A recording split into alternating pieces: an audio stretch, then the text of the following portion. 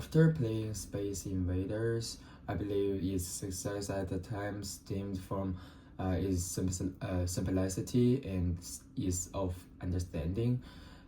Yet the difficulty in achieving high score, which made it competitive. Upon entering the game, there is a score display for defeating Space Invaders. The red Space Invaders have 3 question marks, but it's clear they also have the high skill score. So I set my goal to defeat as many red invaders as possible.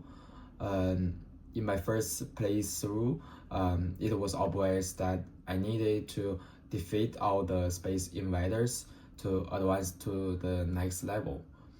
Initially, I used the WASD keys to move my spaceship, but quickly found it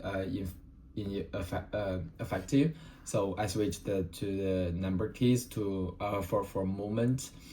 Admittedly, the up, down, left, and the right movement made the controls much more convenient for that era.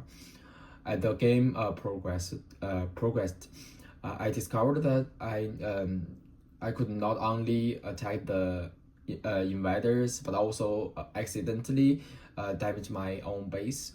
As the game progressed, the invaders increased their speed and approached the bottom of the screen, heightening tension and requiring intense concentration. I discovered the trick to this game. At the start of each level, focus on eliminating one wave of space invaders first. This makes it easier to find the right moment to attack the red space invaders. In short, although it's simple to pick up and play, the graphics are simple yet imaging, creating a desire to keep playing and challenging yourself. This is why it was so popular with players in the 1970s. Atari's success in the 1970s and 80s was due to its hardware and business strategies. One of the most famous and successful example is Pong, a game so simple and easy to understand that even though I'm familiar with video games could quickly master it. Their business strategy was to bring arcade games into the home.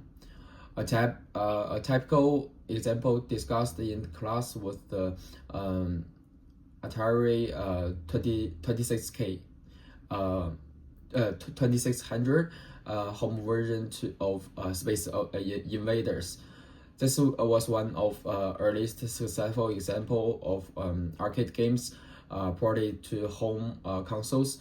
While other brands were still struggling with how to optimize their consoles, Atari successfully dominated the market through its choice of game cartridges, making the Atari 2600 far outsell its competitors.